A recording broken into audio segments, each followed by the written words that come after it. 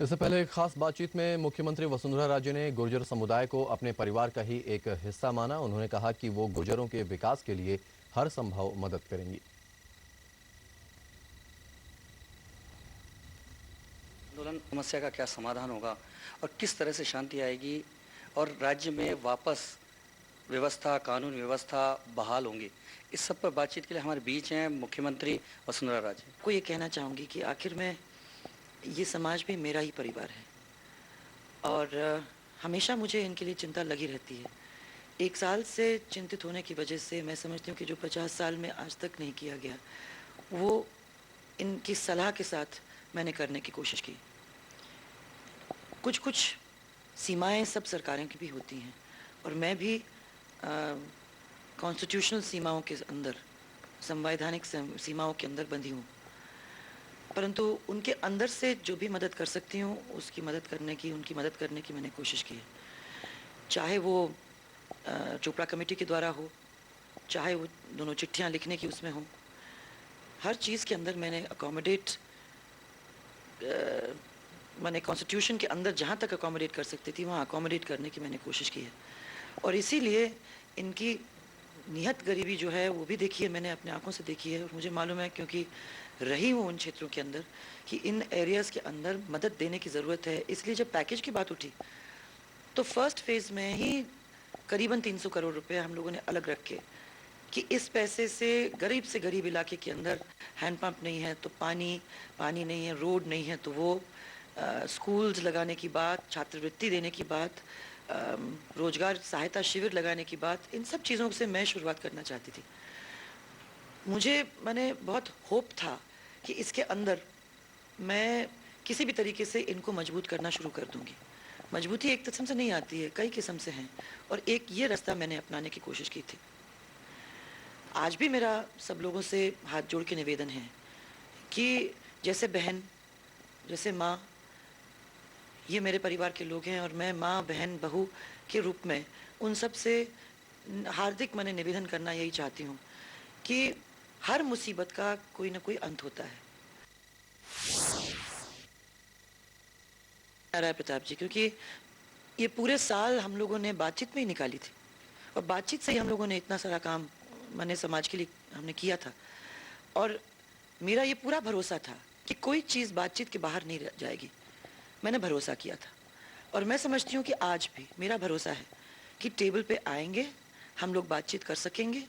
मैं नहीं समझती कि कोई भी ऐसा समाज है, चाहे गुर्जर समाज क्यों ना हो,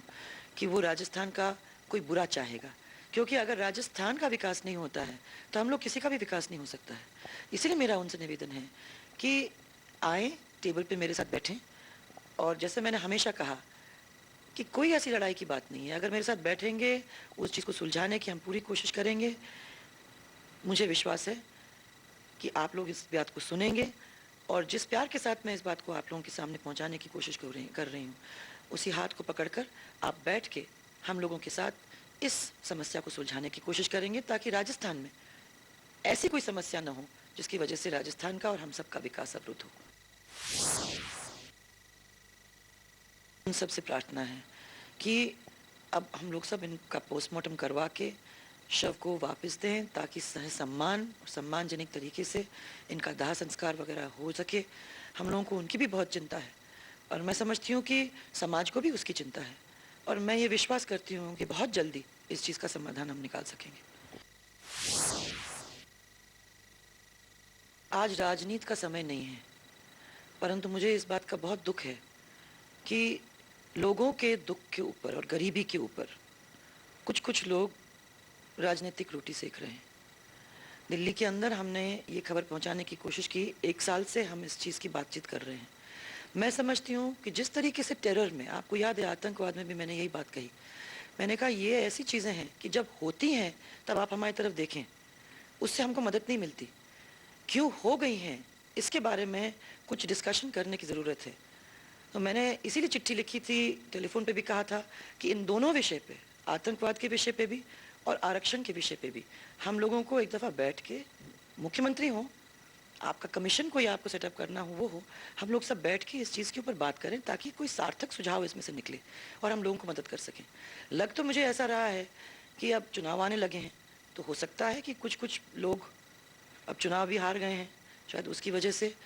राजनीति करने की कोशिश कर रहे हो। परंतु ये समाज है, निहत गरीब है और इस समाज को मदद करने की हम लोगों सबको कोशिश करनी चाहिए। परंतु बातचीत के बिना ये कुछ नहीं हो सकेगा, इसीलिए मेरा हाथ जोड़ के सबसे निवेदन है कि आप आएँ, टेबल पे आएँ, बैठें और इसको सुलझाने की कोशिश करें। उस दिन आपके टीवी पे भी कहा,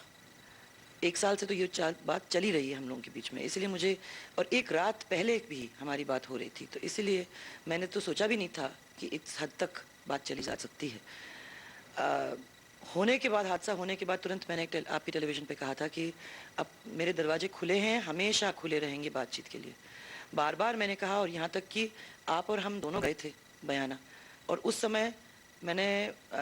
उनको कहलवाया भी था कि आप आएँ, मैं यहीं हूँ, अगर बात हो सकती है तो आप यहीं। मैं कोई ईगो पे नहीं बैठी हूँ, ये मेरा परिवार है और अपने परिवार के लिए अगर कुछ करने की ज़रूरत होती है